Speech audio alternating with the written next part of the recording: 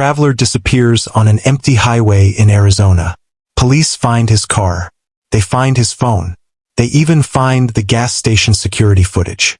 But there's one thing they never find. The man who walked into the black-painted station at 2:37 a.m., or the figure that followed him. And nobody can explain why every camera pointed at the station turns into a blur the moment that figure appears. The footage ends with a single frame, an open door swinging, and a shadow with no face standing behind him. This is the reconstructed story, the version investigators refuse to release. You're going to get the unromantic version. The version the state troopers wrote, not the one tourists whisper about. It starts with a man named Eric Malloy, age 33, traveling alone from Phoenix to Winslow. He wasn't running from anything. He wasn't depressed. He wasn't chasing ghosts. He was a delivery driver who took a wrong turn and ended up on Route 87 after midnight, a place the locals describe with one rule. If you see the black station, don't stop. But Eric didn't know that rule. He only knew his fuel light was on. The dashcam footage shows the moment it happens, that soft beep, the dim glow of the gas symbol. Eric sighs. He checks his phone. No signal. The road is empty, void flat, surrounded by desert that looks alive when headlights sweep across it. Then the station appears. Not lit, not inviting, just a black building. A square box of darkness with a rusted sign that used to say 87 Fuel Mart, but is now painted over in matte black. Letters buried under layers of peeling paint. The pumps don't look modern. They look like props from a 1980s slasher film. Still, Eric pulls in. He kills the engine. The world goes too quiet. The desert never stays still like that. Even the wind feels muted, like the station swallows sound. Eric gets out. The dashcam captures something strange. A faint movement behind the station. A tall shape. Standing. Not walking. Just watching. Eric doesn't see it. He just mutters something about creepy-ass place and walks toward the door. The convenience store windows are blacked out too, painted from the inside. Only a crack at the bottom reflects his shoes. He hesitates, touches the handle. It's warm, too warm, like someone was holding it a moment ago. The door opens with a soft click. Inside, the air looks thick, not smoky, more like humidity mixed with dust.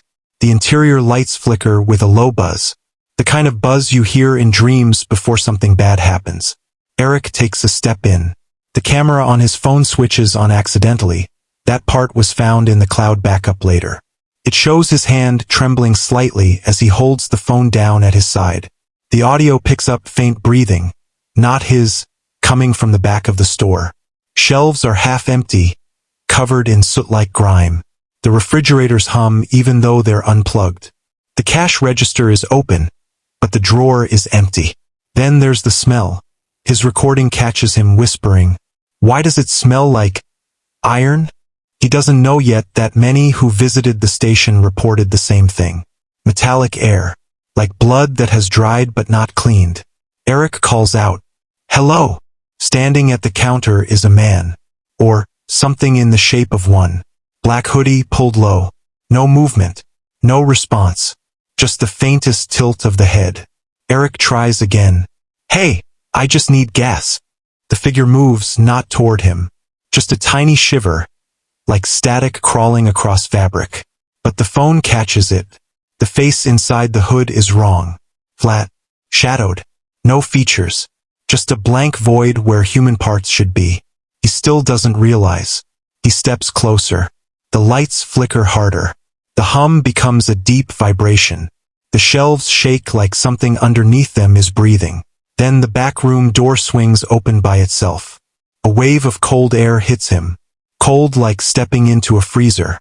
Cold like something dead is waiting in that darkness. Eric instinctively lifts his phone to use the light. The back room is empty, but the walls are covered in handprints. Not painted, pressed into the drywall from the inside. Deep enough that you'd need force. Dozens of them, all facing inward, like people press themselves flat against the wall trying to escape. Eric whispers, "What the hell happened here?" His phone light flickers. The shadow behind him doesn't. He turns slowly. The hooded figure is right in front of him now, inches away, though Eric never heard it move. The blank face tilts again like it's studying him. A low sound comes from it. Not breathing. Not a voice. A vibration. Like radio static mixed with someone whispering his name through a broken speaker. Eric loses it. He stumbles back, knocking over a shelf. Items crash. The lights go completely dark for 2 seconds. 2 silent, total, suffocating seconds. When they flick back on, the figure is gone. But Eric is not alone. On the far wall, the handprints have changed. They now form a pattern. A shape. A tall humanoid outline. No face.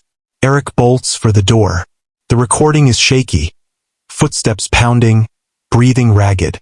He hits the outside and runs to his car. The pumps beside him creak like someone just leaned their weight on them, though nothing is there. He fumbles keys, drops them, curses. Behind him, the door of the station swings open. The figure steps out, not walking, just appearing at the threshold with impossible stillness. Eric dives into the car, slams the lock.